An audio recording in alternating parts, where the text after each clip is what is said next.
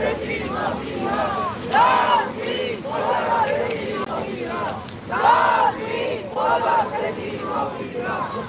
Regime change in Iran by the people of Iran. Regime change in Iran by the people of Iran. Regime change in Iran by the people of Iran.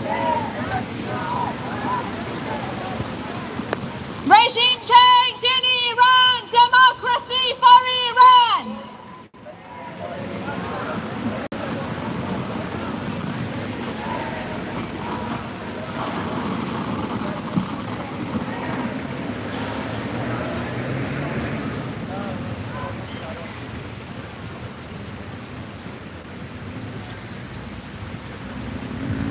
Allah know the end for this war.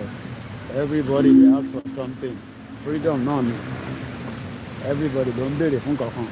Nǹkankan làwọn ilé náà ń béèrè fún nísìn.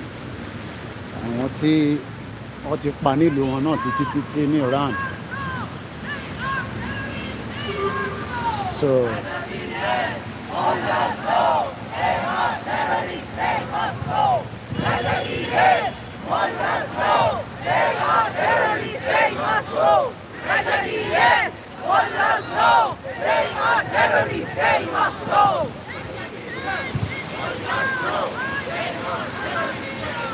Regime change in Iran by the people of Iran.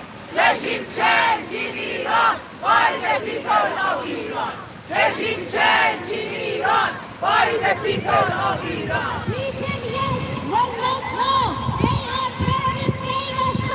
People yes, one love no. They are terrorists, they must go.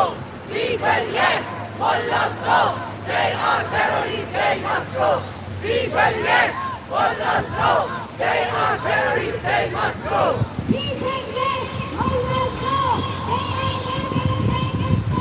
People yes, Mullahs This game is Koikimedia, bringing the world closer to your doorsteps. Mullahs no. They are terrorists, they must go. Mo kí bàbá wa Dr. Mike Ọlá.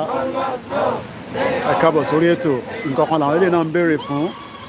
Mo ti engage wọn rí so many times ní Central London níbí báyìí. Wọ́n ti pa àwọn èèyàn wọn títí. Ẹ rí pé àti àgbàlagbà àtọmọdé. Ẹ rí àwọn ìyá tí wọ́n gbé igi jáde. Wọ́n jókòó sínú ilé. So ṣe rí máa béèrè fún ẹ̀tọ́ ọmọ ènìyàn. Òun ni àwa gbé dání. Ẹ rí pé right in front of the parliament. Once again. Hayam be jane jana, istadeyim tapayan. Hayam be mehre taban, istadeyim tapayan. Hayam be mehre taban, istadeyim tapayan. Hayam be mehre taban. Aago mẹ́rin òun ló fẹ́ lọ lò. Mo kí gbogbo alẹ́ nǹkan ṣe. Thank you. It's okay. It's finished. That's all right. It's okay. Thank you so much. Which What? media? He knows me very well. Your boss. Koikimedia. Koikimedia. Yeah. It's a broadcast on website. Yeah. I'll give you the details. Can you give me I'll give it to you in a card? minute. I'll give you my card now. Bear with me. Please. I'll give it to you in a minute. He normally send me email. The brother. I've met him. Amir? Yeah. Amir sent you. I receive email all the time from him. Oh, very good. The last time I think you were in Mabulaj. Oh, marvelous. Yes. You went to Mabulaj, is it? Yes. Yeah, I couldn't make it down. Oh, you couldn't. Yeah, I couldn't go. So bear with me. I'm going to give you my card now. So that in case you can watch this back for minutes. Yeah. Bring this down a little bit like that. Lock this. And then, okay. Hold this, hold that. Let's hold that, yeah. So what time did you start? We started I was in at number 2 p.m. Okay, I was in number 10 Downing Street. I was reporting again. But there was another event going on, the Pakistan, right there. So let's bring that. So now let me give you my card. There we go. Thank you. All right, so you can watch all these on this YouTube, Koikimedia, Instagram, TikTok. And you have Twitter. Oh yeah, everything. You put on Twitter. Website, yeah. No, it's not on Twitter yet, but I'm going to go live on Twitter now. So I'm going to put a little bit. I record already. So I'm Okay, going but to it's finished now. No, I did recording. Oh, yeah. I'm going to post that on Twitter. Oh, yeah. All right, thank you so much. Thank you. Well, we are And your name? Yomi. Yomi. It's So, here, Yomi? yes. So, can you tell us, my viewers, what are you fighting for exactly? What is it that you're fighting for? Yeah, Yomi. Yes. Yomi. We are fighting for freedom in Iran. Come here. Come tell me quickly before you go. So, Yes. you are fighting for freedom. We are fighting for freedom in Iran, equality between men and women. Okay. This is in occasion of the first. Look at the camera. This is the first anniversary of the Iran protest. So, what actually happened? Just give us a quick summary. Yes, last year, after 40 years, this Mahsa Amini erupted. I think we should face the nation. parliament. Let's face the parliament. Let's face this way so that people can know that we are behind. Come here, come. So that we can say that we are right behind, the Big Ben. Now go ahead. Yes, last year, after 40 years, suppression by the Iranian regime, Okay. corruption, and poverty and suppression. Okay. The death of Mahsa Amini, Gina Amini, a young woman from Kurdistan, erupted a nationwide protest. Okay. all Was over it the one that country. was the air? Yes, putting on the hijab but this is not hijab. You know, this is the problem Oppression. of oppression, justice, Okay. and women say in Iran, with hijab or without hijab, we are fighting for freedom. Okay. This is going to continue, and these people you can see here, they are from the National Council of Resistance of Iran, the Okay. principal movement and principal. So how long this movement has been going on? Yes, is 40 years 40 now. years Yes, now. standing against the regime for justice. And you are not for tired? liberty. You are not tired. Why are you not tired? Because a lot we- of people would like to know. 40 Yes, years yes. and the movement is going on Yes, and you're not tired. because we love freedom. Until we get freedom, You're not gonna we are fighting. So what without is the meaning of freedom? If somebody said to you freedom, what is the meaning of freedom? freedom? Is that you can choose your government, you can vote, and there is equality between men and women, and also the ballot can say everything. The ballot. The ballot, yes. Ballot can say everything, parliament, Okay. and freedom. This is the freedom, and you Okay. can choose the leadership, and you can change the leadership. Okay. Now this movement is led by women. It's And led by women? Yes, and Mrs. Mariam Rajavi is our leader, the president of National Council of Resistance of Iran. This is The last word, I'm going to move away from here. Advice to anyone out there yes. why it is important to fight for freedom. Go ahead. Yes. Look in the This camera. Yes, this is very important to fight for freedom and support the Iranian movement for freedom. And this movement enjoyed the support of the majority of the parliamentarians here, both houses. You can see here, House of Commons and House of Lords support this movement, the majority. And recently we had the statement by the members of parliament, and 525 members of both houses supported this statement, supporting the movement and 10-point plan of Mrs. Rajavi, and also this protest in Iran. Thank you so much. Koikimedia bringing the world closer to your doorstep. Thank you. Wow. You've just listened to... You can, Okay, she wants to speak? no, Yes. yes. Tell her to There's come. this, as this movement is led by women, Okay, yeah, it's important. Women It's are important really- we speak to women. Well, you know, that is the beauty of what freedom means, and this is why we are saying that we also want a kind of freedom, freedom for women, freedom from children, freedom for people with disability, freedom for as many people. Even in the northern part of Nigeria, they need to get a freedom as well. You are watching a live transmission. This is Koikimedia live in front of the Big Ben, where you know the Iranian resistance has been going on. You know, it's not the first time that we are engaging them. It's just that we were lucky, you know, to meet them again today. As we say all the time, are you of the opinion that you want to be free as well? If you want to be free, why not support and endorse the Yoruba Nation campaign that is going on, you know, right now, so that you can be free? Why not support the Biafra that is going on so that we can be free? There is nothing like freedom in Nigeria right now. There is freedom of expression. There's freedom of media.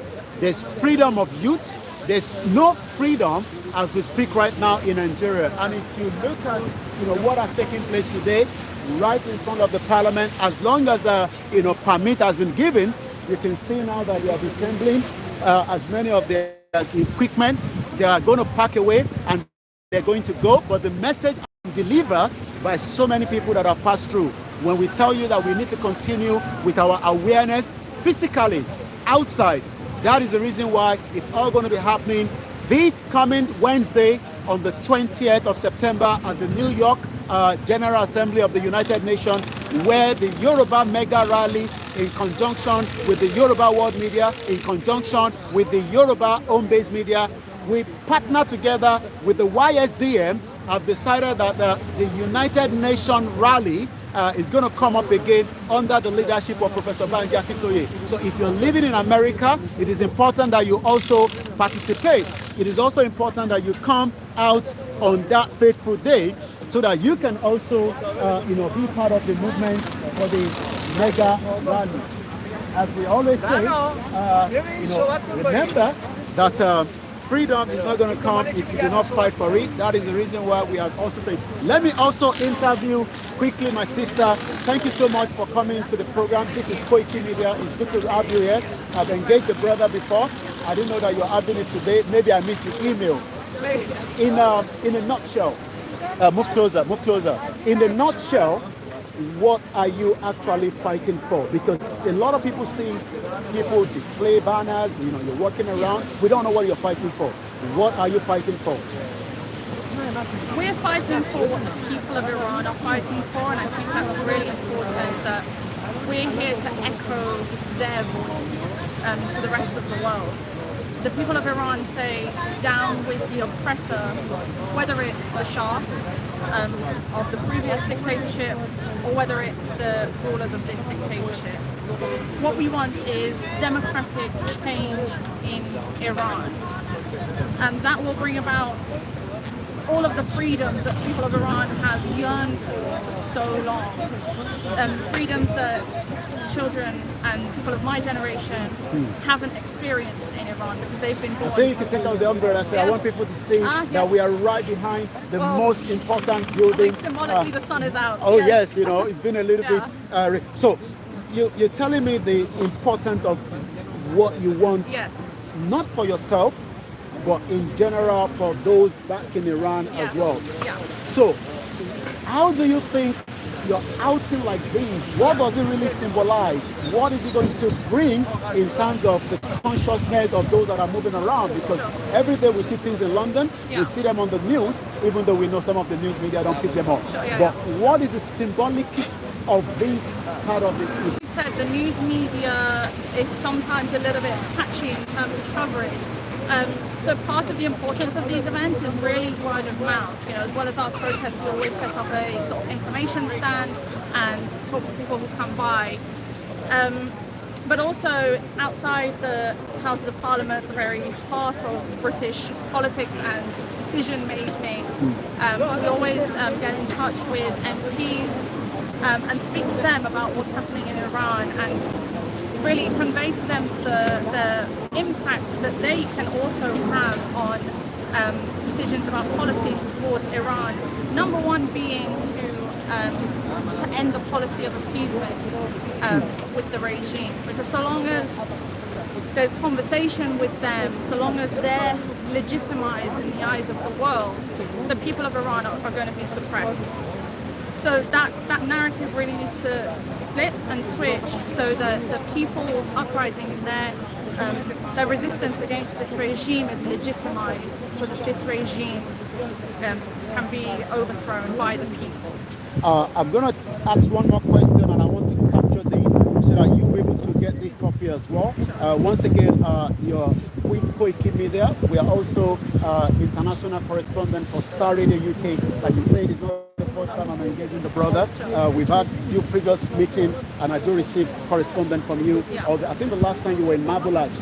Yeah, we had a exhibition set up I couldn't make it down there, but it's good to catch up with you. So I'm going to move behind the camera. You just look in there. And then the question that I'm going to ask now is, how important do you think that these democracy that you're doing, because this is not violent, this is a peaceful conversation. Yeah.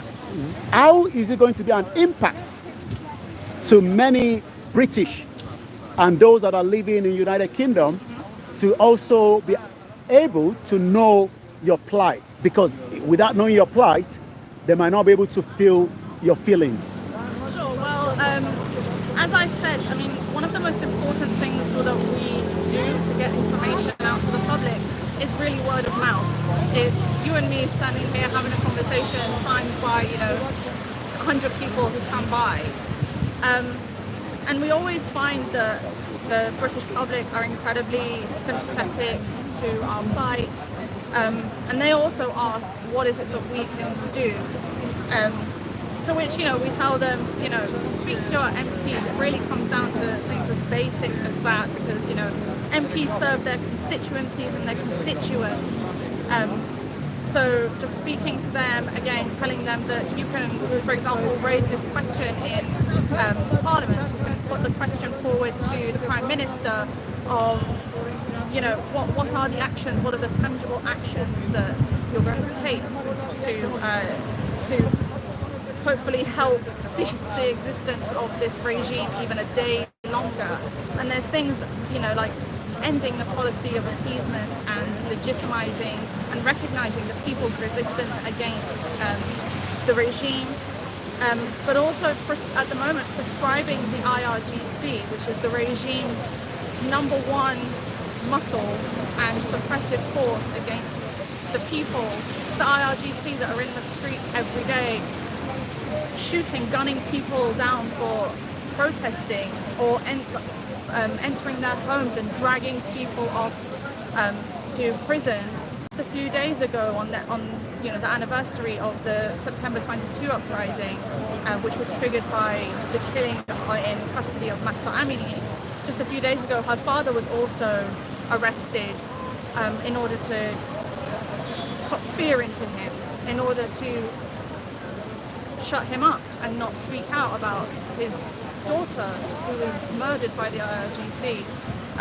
So yeah, these are all steps that we speak to people about. These are basic things as simple as speaking to their MPs, writing a letter or an email. Of course, everyone now has a smartphone these days, just a quick 5-minute email. That's a big step forward. Thank you so much. And your name again? Rana. Thank you so much. Thank you very much. Well, what I'm going to do, I'm going to send these to him. Yeah. But I can also, let me see, I think I should pull out, that is my card there. So what you do, send me a message, and then I will send you a copy of the recording as well for your own use as well. Oh, okay. And then what we might do, we might engage further. I might have to bring you on the radio through Skype so that you can come and talk to the African community so that we can be aware of more of this flight. Sure. Thank Okay, you so I'll much. do that, yeah. Thank you. Thank you very much. Well, we've been listening to, part of the representative of the just concluded. They're packing up now. That is what democracy is all about. This is the kind of freedom that we are asking. This is the kind of what we expect to happen in a civilized society. Nigeria is not civilized yet. Nigeria is backward, is not moving forward, but we must continue to highlight the danger. It's just coming up to 4 p.m. On the Big Ben right there, as you can see, 4 p.m. local time. Agomeri òun ló ṣẹ̀lù ní ìlú London níbi tí a ti mú ètò ìwà fún gbogbo wa. Lẹ́ẹ̀kan mo ní a fẹ́ gba ìpè bọ̀ nítorí pé wẹ́dà yẹn ń ṣe kábàkàbà, wẹ́dà yẹn ti da díẹ̀ nísìnyí aago mẹ́rin òun ló ṣẹ̀ ń lù. As you can see right there, it's 4 o'clock. That is 4 o'clock, we say 1600 hours. So ẹni tí ó bá ṣì fẹ́ bá wa dá sí ètò, a ṣì ní bí just 1 hour. After 1 hour, then we're going to start moving. London is a very beautiful place, as you can tell. There's a lot of activities going on, depending on what part of London you are or what part of England you are presently. So it's a very Mandela statue. I've seen so many times. And Mandela at some point, all the way down, Mandela was called a terrorist, but eventually all that has now changed today.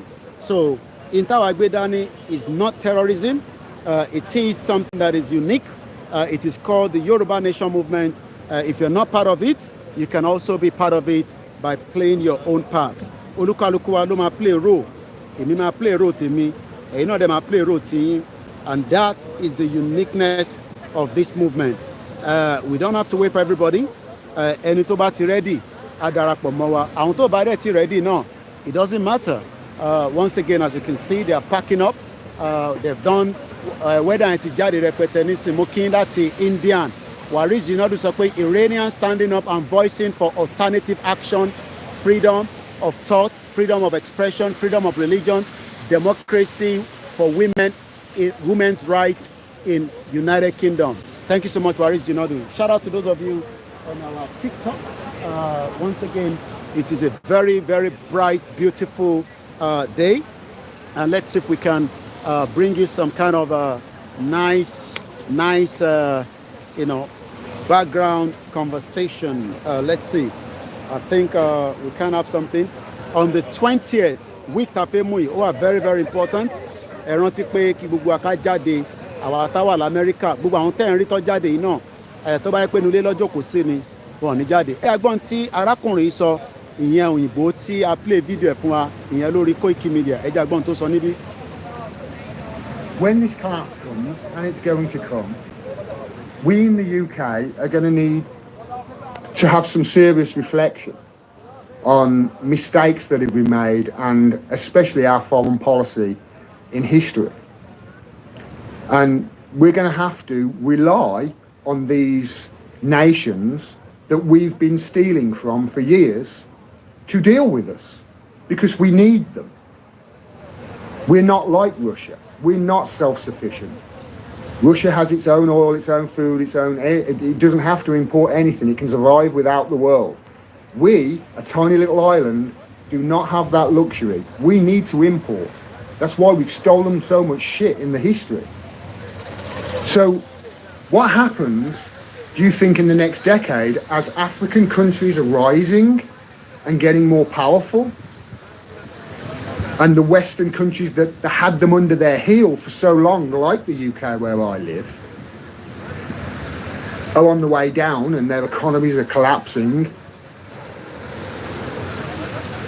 What help do you think we're going to get from those countries that are becoming more powerful? How do you think that the Africans are going to look towards the English with regards to trade deals and buying their uranium off them if we need to? They're not going to look too kindly, are they? Especially if there's absolutely no apologies whatsoever. And as far as I can tell, this country doesn't apologise for jack shit. And the reason it doesn't apologise is because if it apologised for the stuff that it's done, it'd have to start giving back all of the stuff that it's stolen. I've spent hours inside the British Museum. That place is an absolute... It's a treasure trove. And it's nearly all nicked. And we're going to have to, in the UK, really start looking at our place in the world and really start looking as to whether we really do value the things that we say we do. I saw somebody earlier saying, you know, this is what the West do. They just play pretend. It's no wonder the West now accept a man being a woman if he just identifies as one, because we in the UK have been identifying as a nation that is on the side of law and order, a nation that values free speech as is censoring everybody, a nation that values freedom of the press and is a shining light and a beacon for freedom of the press throughout the world, whilst it's literally torturing the best journalists the world has ever seen in its capital. We say we are these things, our government says them all the time, the diplomats are like that, but it's just all hot air. Nothing we do as a country backs up what these people are saying the country is. Nothing. I love my country, and that's what I want my country to turn into, to be. I think it's the most patriotic thing a person can do. But when I talk about these things, people call me a Putin puppet. They've been propagandized to such a degree. They don't know their allies when they meet them. And we've got some serious apologising to do in this country. To all of these nations that we have stolen from, to all of these nations whose leaders we've helped assassinate and overthrow, all of these coups that we've done around the world in countries just because we didn't like what they did. So we killed them and we overthrew them and we put in a dictator who created the secret service and was just brutal to the people in that country. We didn't care, as long as we carried on getting the oil. We're meant to be a country that cares about these things, that cares about truth and honesty and justice. This country prides itself on the UK justice system. Well, there's no greater injustice in this world right now than the imprisonment of Julian Assange, and we're the ones doing it in the UK. So we have just about another 1 hour. The weather is not very And to all beautiful. those people in Africa, Rise rise up. You're gonna rise up. I'm in the West and I'm fighting for you. And I tell you, rise up. we really are. The people in the country, the people in the UK, the people in this chat in the UK who know the truth, we're on your side. Everybody knows the truth anyway. We want our country to be the things that it says it is, and it's clearly not. It's not.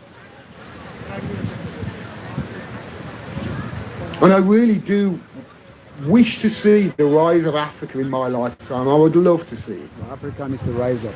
And we're seeing at the moment the rise of Russia and China. I'd love Africa to go with that as well. But this is not good for the West, especially if we carry on. Well, I just want to leave you with this thought.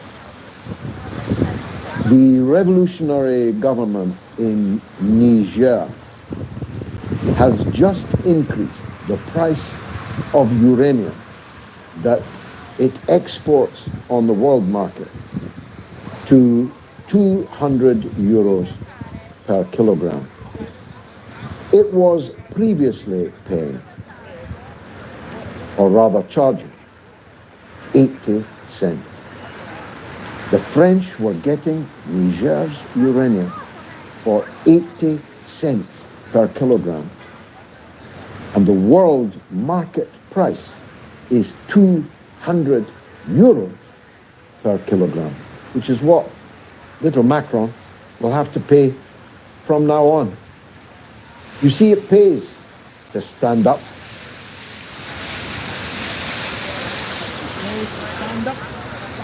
To stand up for your rights. Stand up for your rights. That's what the people in Niger have done. Remains to be seen. Well, we are still live here and we are just, enjoying the weather. Yeah, goes okay. wọ́n ní pé ènìyàn ṣe jọ lọ́wọ́ ọba wọ́n ní kò lè pọ́sibù àmọ́ wẹ́rẹ́wẹ́rẹ́ bàbá bá mi. ìyàwó wípé kò lè pọ́sibù wẹ́rẹ́wẹ́rẹ́.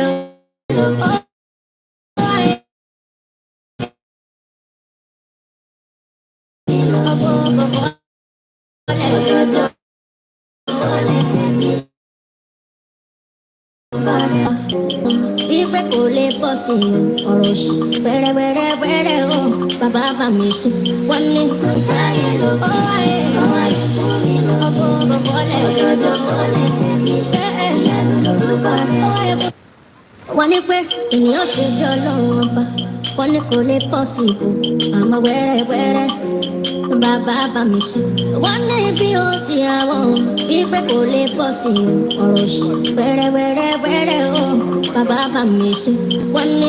Sáyé ló bọ́ ayé ọkọ̀ bọ̀bọ̀lẹ̀ wọ́n ní pé ènìyàn ṣe bí ọlọ́run ọba wọ́n ní kò lè bọ́ sí ibò àmọ́ wẹ́rẹ́wẹ́rẹ́ bàbá bá mi ṣe wọ́n ní bí ó sì àwọn wípé kò lè bọ́ sí òṣì wẹ́rẹ́wẹ́rẹ́wẹ́rẹ́ o bàbá bá mi ṣe wọ́n ní. Ayé ló bọ́ ayé ọkọ̀ bọ̀bọ̀lẹ̀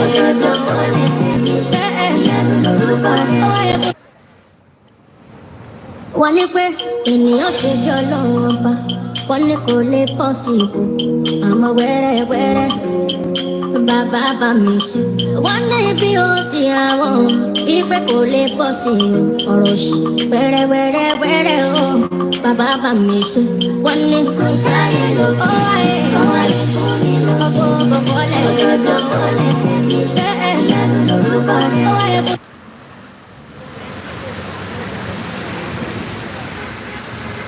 mo kí gbogbo alẹ́ nǹkan ṣe.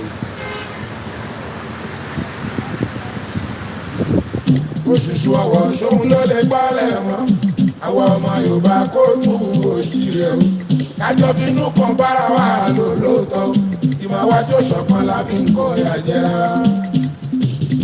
Ó ti rí o lánú lẹ̀ láì fọ̀rẹ́fà o aláǹpọ̀ nílé ààyè wọ̀bẹ̀ o àwọn ọmọ kó tú òjìrè o ìfọwọ́sowọ́pọ̀ sóhun àlòyẹ wa káyé torí àtẹnujẹ kára wa lọ́pọ̀ àwọn onílé ríra tó bá padà wá dọ̀hún táwa gbẹ̀rú láyé ó máa sọ̀rọ̀ àjọ bí. táwa gbẹ̀rú láyé ó máa sọ̀rọ̀ àjọ bí. táwa gbẹ̀rú láyé ó máa sọ̀rọ̀ àjọ bí. ó ṣe Yorùbá kó ṣe Yorùbá ọ̀rọ̀ Yorùbá nation bí wá bí ìfàmìfà o Yorùbá nation ó yẹ kó lè múlẹ̀ ni àwa náà ló máa padà wúlò fún ìṣọ̀kan ọmọ Yorùbá ló fi lè rà fún òun ló lè yọ wá kúrò lóko àwọn ẹrú oko ẹrú àwọn ẹ̀dá amúnisìn fúnni lóko ọ̀pẹ̀rú.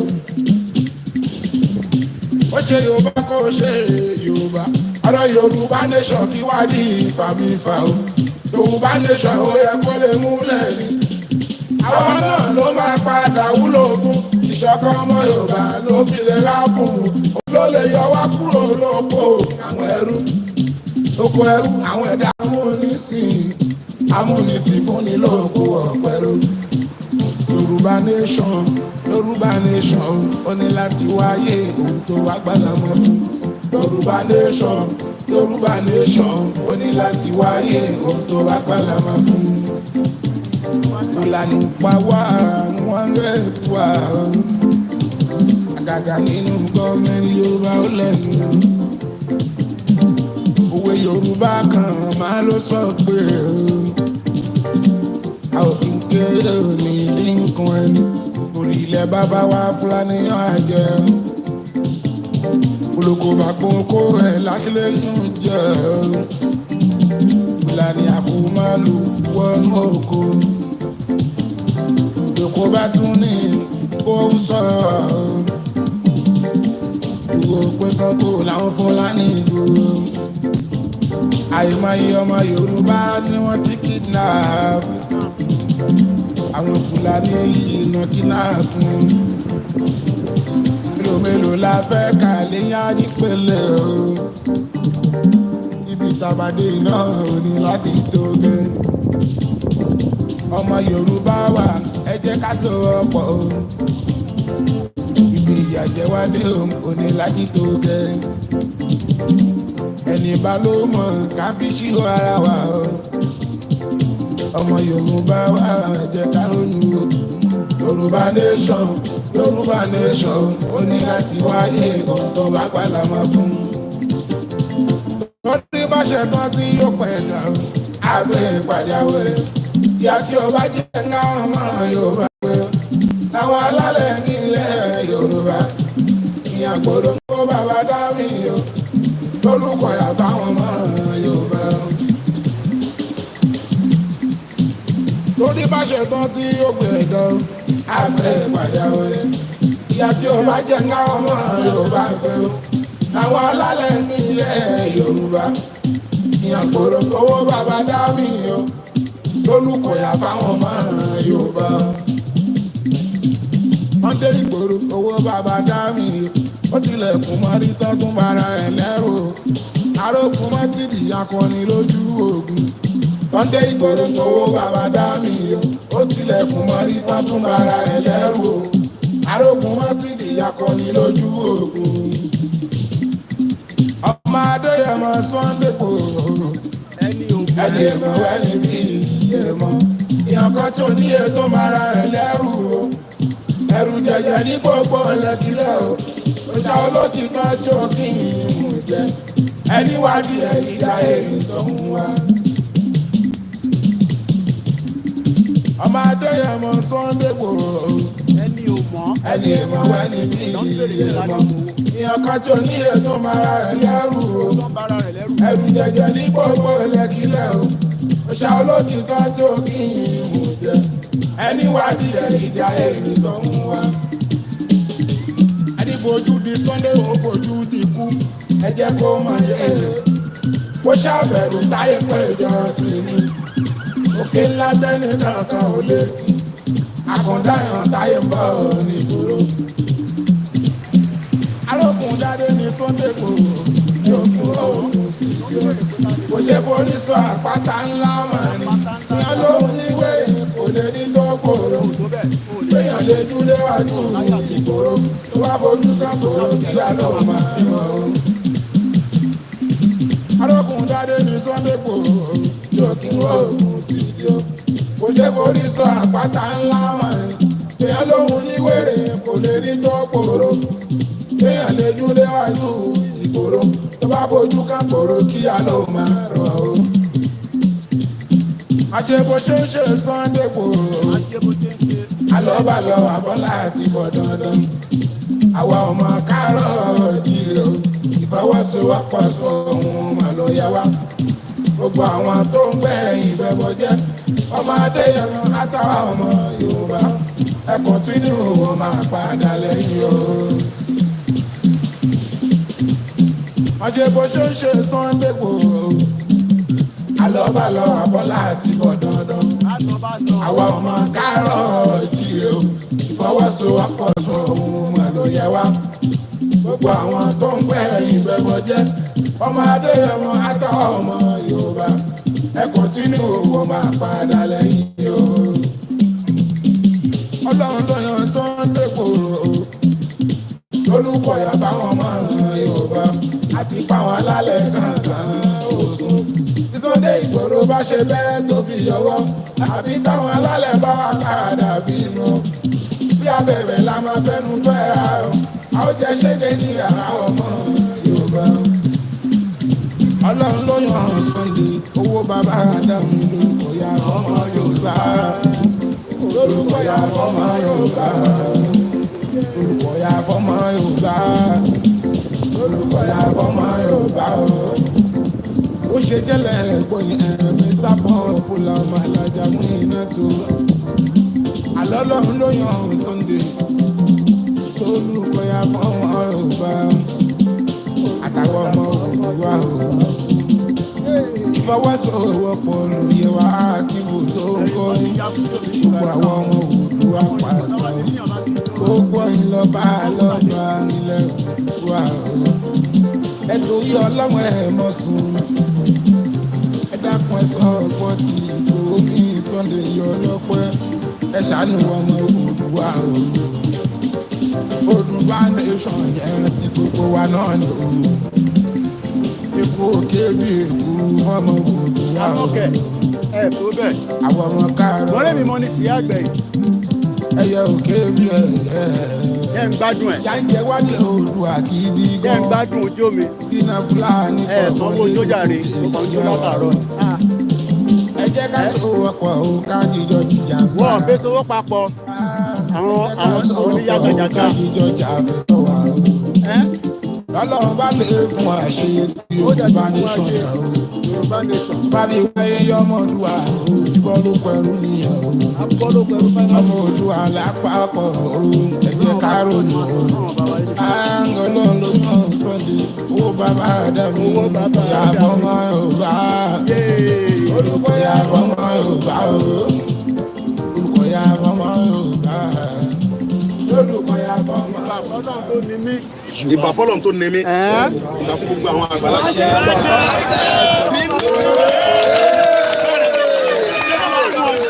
mo wá kí gbogbo wa lẹ́ẹ̀kan sí ìyá mi Grace Olúṣòótọ́ Ọlọ́run mo ti burn àwọn calories díẹ̀ ẹ jẹ́ ń dá kámẹ́rà yẹn padà síra mi ọmọ mo ti burn calories ní tí mo fi ń ṣe exercise ẹ̀yin tẹ́ wà lórí TikTok tẹ́ wà pẹ̀lú mi báwo ló ṣe ń lọ ẹ jẹ́ àgbé wá báyìí àwọn èèyàn náà wà lábẹ́ ètò lórí Instagram ẹ má bínú pé ọwọ́ ìsàlẹ̀ ló dà ń pẹ́ yín lọ há sí mo wá bí ṣe máa gbé yín wá sọ́wọ́ òkè kí gbogbo ẹ̀ kó lè jọra wọn torí àní pẹ́ mọ́ àwọn òyìnbó wọ́n ti ya àwòrán mi rẹpẹtẹ wọ̀ sanwó fún mi Ọlọ́run mọ̀ bí tí fídíò mi máa lọ báyìí nísìn akọ̀lọ́ máa fi pawó ni ṣòro rántí gbà tí Òbésèré sọ pé London láwà àfi lọ́ọ̀rà rántí orin yẹn níbi tá a jẹ ṣíkìnì dé o àwọn adìyẹ tún sá fún wa London náà láwà yìí orígbà tí wọ́n lọ bá dé bíbà ló máa tán pè ní freedom ẹjẹ́ tí wọ́n rìn mí ìjàre mo ti fẹ́ jó sí ìjó wà lára mi ẹ̀kọ́ sanwó ojó ni ta ló máa sanwó ojó mi ẹni bá fẹ́ pè wọlé studio number Jamie Laxin ó ní Koiki carry go ẹ̀jẹ̀ ká tún wọ́n rìn mí mò ń bọ̀ àwọn orin bíi Tùǹgbà Yorùbá nation ni à play àwọn olómìíràn ó yá araba ni ẹjẹ́ àgbọ́ araba ni gbowó tó o bá ti fi ti gbowó ṣe òun waste time rẹ̀ ṣé lè ti kú ni à ń pé fóònù lè ti kú ti Facebook ṣó ti kú náà bó ti fẹ́ kú ẹgbẹ́ ń gbé power bank mi jáde a sì ní emergency power bank gájẹ́tì ni tó bá ń jáde wàá máa gbé oríṣiríṣi gájẹ́tì káàkiri ó yá finá sí ó máa múná padà díẹ̀ nísìn torí mo rí nǹkan kan mọ́ látọ̀rí ó ti wá kú pátápátá ni ó yá resume broadcast ó kú ni mo ti fi power bank sí ọkọ̀ yẹ́ nìyẹn ó yá gbóhùn sókè mo fẹ́ jó díẹ̀ sí ó yá mo ti fẹ́ jó sí ijó wà lára mi bórí bá wà níbẹ̀ ó yẹ ká jọjọjó kí ló ṣẹlẹ̀ kò kọrin síta ni ó dà pé kọ́ọ̀lù fẹ́ wọlé ẹja gba kọ́ọ̀lù látògùn state ó yẹ bá wa sọ̀rọ̀ ẹ gbóhùn sókè à ń gbọ́ yín gbogbo ọmọ Yorùbá ń gbọ́ yín a gbọ́ yín o hello. láti ibẹ̀ hello mi mo sẹ́ni fídíò kan sí láti Ṣàgámù. ok ṣe fẹ́ ká wo fídíò náà nàbí báwo. nípa ẹ máa wo fídíò náà ẹ jọ sá ẹ àrídì nídìí ẹ bá post ẹ. ó dáa màá chẹ́kẹ̀ mo ti rí màá chẹ́kẹ̀ ẹ ṣé gan ni. ó dáa sá. gbogbo ẹni tó bá fẹ́ pè ẹ ní àǹfààní àti pè wọlé spíkà wà á máa gbọ́ yín kẹwàá sọ kí ló ń pè ní freedom lọ́dọ̀ tiẹ̀ ọmọ orúkí ní ìfẹ́ mú mi díẹ̀ o bí ẹnìkan ra fi kọrùn báyìí torí táwọn tó bá ń lọ tó bá ń kọjá kọ́ lè máa rí pé tatúlé lè kẹ̀ màá máa ṣàlàyé fún wọn pé àwa Yorùbá nation ni o àwa Yorùbá nation ọmọ náà ń pè Yorùbá nation orí láti wáyé ohun tó bá gbà lá máa fún Fúlàní ń pa wá o ṣẹ̀rá àwọn ọba tí wọ́n ń jẹ wóróbo lójú títì ẹja gbọ́ Ọbásanjọ́ ó yá kí ló sọ fún wọn ó yá gbóhùn sókè Ọbásanjọ́ kí ló sọ fáwọn ọba wa ló ń ṣẹlẹ̀ tó play ó yá.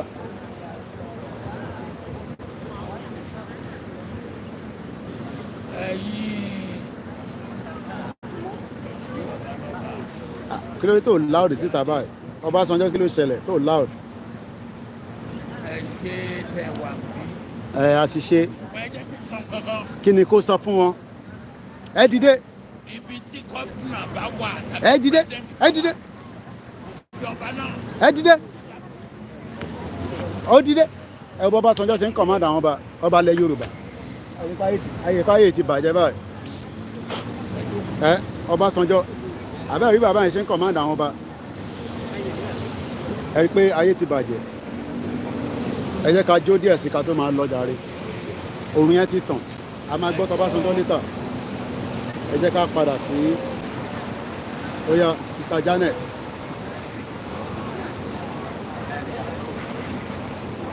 lórí tí mo gbọ́n kankan lórí tí kò kí ló ṣe tí kò láò kí ló ṣẹlẹ̀ àwọn ẹyẹ ti mú fọ́n ọ ti mú sáǹdì ọjà gbọ́n kankan mọ́ kí lẹ ṣe sí báyìí ẹ̀yin ayé ẹ̀rẹ́ kí Koiki jó ní Central London ẹ̀wọ̀n fáwọn tó máa ń jó níbẹ̀ wọ́n máa ń sanwó fún wọn wàláì wọ́n máa ń fún wọn lówó. Sister Janet tó yẹ gbóhùn sókè kí ló ṣẹlẹ̀ ó ti ń bọ̀ díẹ̀ díẹ̀ advert ya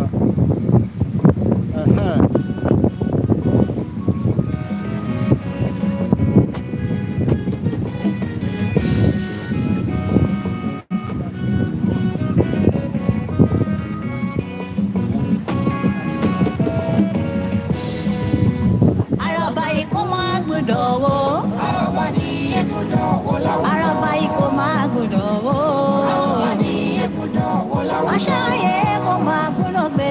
Araba ní ẹ̀gbọ́dọ̀ wó láwùjọ. Ìjì ayé kò máa gbọ́dọ̀ gbé lọ. Araba ní ẹ̀gbọ́dọ̀ wó láwùjọ. Ìtú ayé kò máa gbọ́dọ̀ pa ó. Araba ní ẹ̀gbọ́dọ̀ wó láwùjọ. Okay. Kò máa gbọ́dọ̀ wó.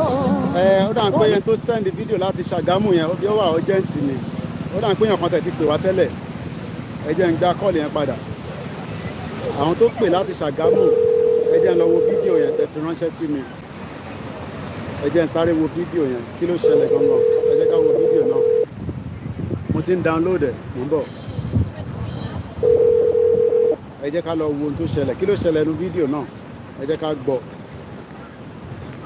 ẹ jẹ́ ká gbọ́ bátìrì náà ti ń lọ́lẹ̀ o so a máa mẹ́tò yẹn wá sílẹ̀ láìpẹ́ mo wá kí gbogbo alẹ́ nǹkan sí pé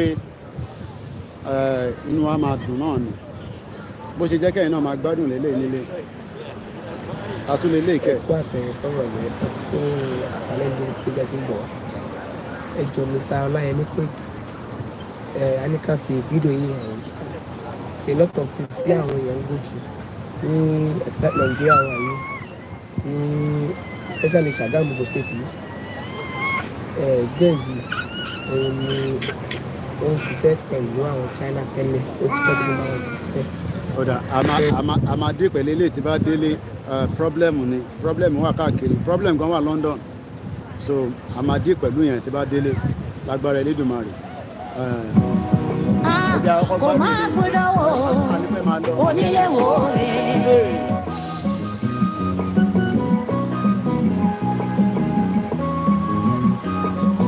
ọlọ́gbọ́n ayé ẹ̀sùn mọ́ bí.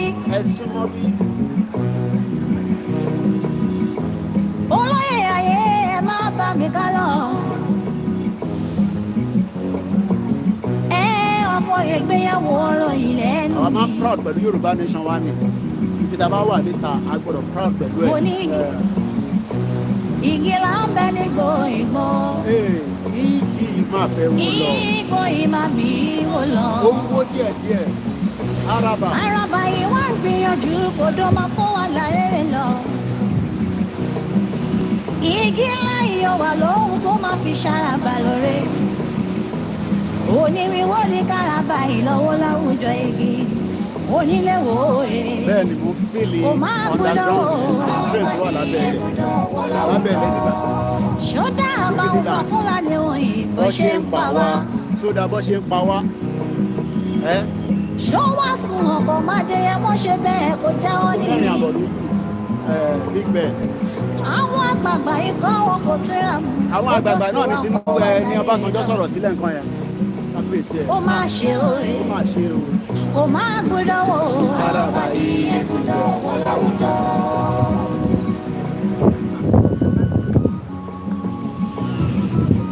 This is going to be our last track, and we're going to bring the program to an end. Hey.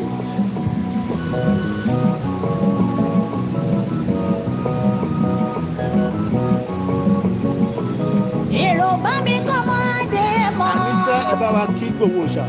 èmi kí ọmọ yìnyín ilẹ̀ akíkanjú ọkùnrin ogun.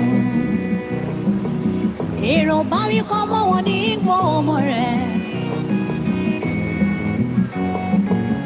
ìlú àmàrò mú màmá ti ní pẹ̀lẹ́ ẹ̀gbọ́n mi bàbá Kúnlé ló mú Ṣítà mú màmá kí ṣojú. ọ̀la òrùn yẹn ti ràn síta rẹpẹtẹ. Sunday. ẹyẹ tó má ṣe bọ́ kí yẹn ò sí ní gbọ́mọ́. ẹ pé kí ni. òrìṣà tí ó ṣe bọ́pọ̀ ọmọdé mọ́ ni. ọmọdé yẹ mọ ni ṣebí dókítà. yẹn ò kọ́mọ́ lágbẹ̀dẹ. ẹ bá lè jẹ́ ẹ̀bọ̀nà jẹ́. ẹ tún pa àwọn èèyàn sínú adé bẹ́ẹ̀. mi ọmọ sọ ó mọ̀kàn láì ó wá dákẹ́ báyìí ẹ ó ní kí ni. kìkì orí tó máa kọ́ ni wípé. Yorùbá nation yìí ló going back kìíní. ẹ̀dá bí rẹ̀ ṣọ̀wọ́n òye. kò máa gbọ́dọ̀ wò. ará London ni. kò máa gbọ́dọ̀ wò. onílé wò. gọ́ọ̀mẹ̀ntì wa ló wà lẹ́yìn mi. ọmọ Yorùbá ẹ jẹ́ ká rórí. bọ́ọ̀ fi rórí o èmi ló kàn lọ ń tẹ̀lé bọ́ọ̀ fi rórí. ọjọ́ wo ni wọ́n dalẹ̀ Ifẹ̀ tán gangan. ó ti tán ni. àwọn kò sáré kó lè dára. ṣe làwọn kan èrè bó bàjẹ́ kọ̀ọ̀kan mi àwọn òmìnira Wálé Àlè àjàkálẹ̀ virus ṣó dára kí tẹ́ aṣọ ìwà lọ́kùn. àti queen ṣàkàṣàkà. Yorùbá ẹ̀ ló fi mọ̀ ṣọ̀kan. ọ̀tá ló ẹ̀mí kọ̀ gbà ọ̀kan fẹ́ ìwà ká. tó ní lọ́wọ́. kó máa gbọ́dọ̀ wò. wọ́n bí jìnlẹ̀ dákú lọ sí ilé tèmi ṣe kò tó bẹ́ẹ̀. advert ni ẹ mọ̀ pé wọ́n gbọ́dọ̀ sanwó YouTube fún ẹni tó ní orin o bóyá advert. wọ́n bí àjàkálẹ̀ virus wọ́n bí ẹ̀dá kó lọ ṣe lé l'Amẹ́ríkà wéèrè lọ́jọ́ ìní wọn fúnra lè yá wéèrè virus woman Wálé Àlè jáde sí títì níta ìjókòó sórí YouTube yẹn àníìdẹ̀ náà ti gba Yorùbá ní ṣùgbọ́n lẹ́gbàá sí ìbọn pásítà. Bàbá Akíntóyè máa ṣiṣẹ́ ẹ lọ. Yorùbá World Media ẹ máa ṣiṣẹ́ lọ. Bàbá Èkìtì Yorùbá Home Based Media ẹ máa báṣẹ́ lọ. Yèyé Dára ẹ máa báṣẹ́ lọ. ó yà mí lẹ́nu omi ní kọ́ mi. Báwọn àgbààgbà yẹn ni Ọbásanjọ́ ti làǹbá sórí wọn. ìdí táwọn àgbààgbà yìí wọ́n lè sọ̀rọ̀ Ọbásanjọ́ ti bú gbogbo wọn ní ẹ dìde ẹ jókòó wọ́n ní sọ̀rọ̀. ó ti sọ̀wọ́ àjẹkẹ́ wá jọba. irọ́ láwọn àgbààgbà ìgbèdánijọ́ kiri. irọ́ ló gbé wọ́n máa ṣe òye. Ọbásanjọ́ ti là ń kọ́ wọn lórí gbogbo wọn máa ń jẹun níta sáwọn bọ̀ ń jẹun nínú ilé wọn ń tú wóróbo ní títì.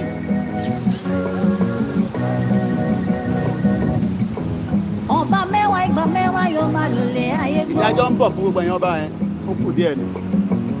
lọ́ba lóye Yorùbá. ọbẹ̀ yín ẹ̀ ṣayé kiri. ọlọ́pàá ló ń ṣe lọ́la security ó wà important. kò bàjẹ́ láyé Olúgbọ́n kò má bàjẹ́ láyé Àrẹ̀sà o. ìjọba ti gbọ́ pé ìbọn wà wọ́n drive lọ síbẹ̀ 6 minutes. ó má torí tí yín bàjẹ́ òwe. àfẹ́ terrorist àbẹ́ òrí. àfẹ́ terrorist níbà. àrùkọ Yorùbá ó máa fọwọ́ kí àwọn Biafra gbogbo àwọn ọba wọn máa ń tú wóróbo ẹ̀jẹ̀ ní títì. Mandela nìyẹn wọ́n pè ní terrorist. owó ní ẹni sì ló wà lẹ́yìn. Mandela nìyẹn bí ẹ tó kú ẹ tó tó wọ ẹ̀yìn owó ṣe ń lọ.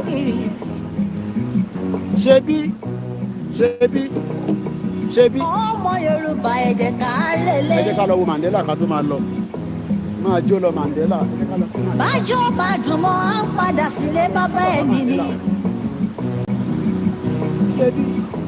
ṣebí ewúrẹ́ olóṣọmọ ya kún tán. ẹ jẹ́ ká lọ kí Mandela o. Triple DRS mo kí omi tẹ́wà ní Woolwich àwọn stomach infrastructure Ọbásanjọ́ ti bú gbogbo wọn báyìí o.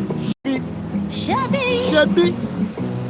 látọdún tó ti wà nínú Nàìjíríà yìí. níbo ṣebí. ṣebí. ìdẹ̀ra ló ń fojoojúmọ́ béèrè lọ́wọ́ wọn. Ó yá. ṣùgbọ́n òmìnira náà fojoojúmọ́ fún àmú. Ẹ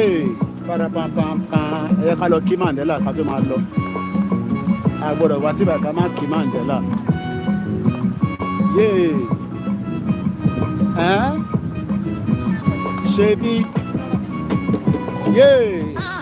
Ó ṣe Pé kí ni? àsìkò tí tó Pé. ilé tó lọ òmìnira láfẹ́. Torí Mandela nìyẹn. Ó ṣe àsìkò tí tó Mandela ló rí yẹn. ìyẹn ìsúná òmìnira láfẹ́ lójú. Ó ṣe àsìkò tí Mandela tó nìyẹn ṣẹ́rí. ilé tó lọ. Statue Mandela nígbà kan wọ́n pe Mandela mú kí Pastor Mo ẹja fi òmìnira lórí Mandela nìyẹn. Mandela máa jó lọ Mandela. Now ṣẹ́rí gbogbo ẹ̀yin tí a máa ń sọ fún pé Yorùbá nation nìkan ló lè ṣe. Mo rárá kùn tó ń rí Mandela kò sórúkọ tí wọ́n pè ní oríṣiríṣi orúkọ, wọ́n pè ní olè, wọ́n lébẹ̀lẹ̀ ní different allegation ìyẹn Mandela tó ń rí. Bọ̀ lẹ́ni statue ẹ̀ wọ́n wá gbé síwájú ṣọ́ọ̀ṣì, ó tún wá fèsì parliament. So àwa tí a wà dedicated ẹ jẹ́ kó máa pè wá lórúkọ tó bá wù wọ́n, problem tí wọ́n nìyẹn. Tó bá yá làákàyè wọn máa ṣí, wà á ní understanding tàgbé dání. So ibi tá a máa parí ètò tèmi sí òun náà ni láti ẹ̀yìn statue Mandela. Máa jó lọ Mandela, máa jó lọ Mandela. Mo wá kí gbogbo wa pátápátá pé ọ̀sẹ̀ tá fẹ́ mú yìí á sàn wá sówó, á sàn wá sọ́mọ, á sàn wá sí àlàáfíà. May Nigeria not happen to you and me. My name is Olayomi Koiki. Orúkọ oríṣiríṣi ló ti pè Mandela, torí Mandela oríṣiríṣi orúkọ ló ti pè. Wọ́n pè ní terrorist, wọ́n pè ní this, wọ́n pè ní that, but eventually lẹ́ni Mandela wá di kí ni? Ó di the icon tí UK wà force láti gbé sátúlẹ̀ wá sí bíbá. Wọ́n ní choice. Bó ṣe jẹ́ nìyẹn. Ẹ jẹ́ kí èmi náà máa lọ́lé padà.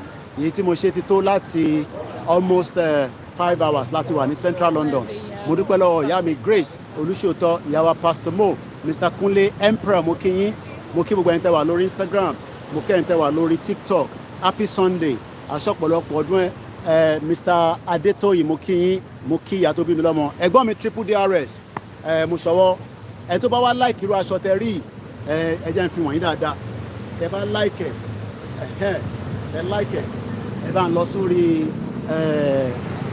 fashion designer of our time. Àwọn ló ní Mr. Koiki, àwọn fẹ́ kẹ́ máa look nice ní London. Ẹ wá lọ síbẹ̀, Omita Culture lórí Instagram. Gbogbo tẹ́ bá fẹ́ wá ṣe fún yín níbẹ̀. Torí pé o gbọ́dọ̀ gbèrú eléyìí sí wa lára. Ẹ rí pé ó fine lára mi. Ẹ jẹ́ kí n mú jáde báyìí kẹ́ rí dáadáa. Ẹ rí pé ó fine. Ẹ rí pé ó fine lára mi. So ẹ lọ sórí Omita Culture. Thank you so much. Mo kí yín nílé. Gbogbo ẹ̀yin tẹ́ ń bẹ ní Nàìjíríà, ẹ̀yin kọ́ ni problem. Àwọn olóṣèlú yín ni problem àtàwọn ọba ilẹ̀ Yorùbá. Orúkọ tèmi ni Ọláyọmí Koiki tí gbogbo èèyàn mọ̀ sí Koikimedia. Ẹ jẹ́ ká play anthem wa ká tó máa lọ torí pé a lè ṣètò tó tó yìí ká má wá play anthem ilẹ̀ Yorùbá. Anthem yẹn náà ló máa di ringtone lọ́jọ́ iwájú. Àṣẹ mẹ́yẹbọ̀ lápọ̀ ni.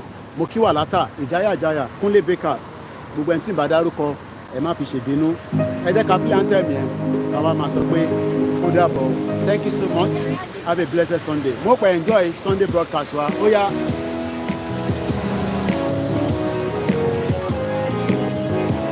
Lẹ́yìn Mandela ẹ bá dé screenshot ẹ bá ń screenshot ẹ. Iṣẹ́ wa múlẹ̀ wá orílẹ̀-èdè wa. Kàdégà, kàdégà, kàdégà fàdérí. Ìgbàgbọ́, ìgbàgbọ́. láti bẹ̀rù làbọ̀ mọ́. Ẹ jẹ́ ká jọ ṣiṣẹ́ yìí. Ká ṣiṣẹ́, ká ṣiṣẹ́, ká ṣiṣẹ́, ká jọ. Happy birthday, happy birthday. Ẹ jẹ́ ká máa lépa. Tẹ̀síwájú. Tẹ̀síwájú. Ọ̀pọ̀ ire. Ọ̀pọ̀ ire. Àtòhun tó dára. Ẹ̀yin ọmọ Odùduwà. Ọmọ Odùduwà dìde. Bọ́ sí ipò. Bọ́ sí ipò ẹ̀tọ́ rẹ̀. Ìwọ ni ìmọ́lẹ̀. Ìmọ́lẹ̀. Gbogbo adúláwọ̀. Gbogbo adúláwọ̀. Yoruba nation now. Have a good Sunday. Bye for now.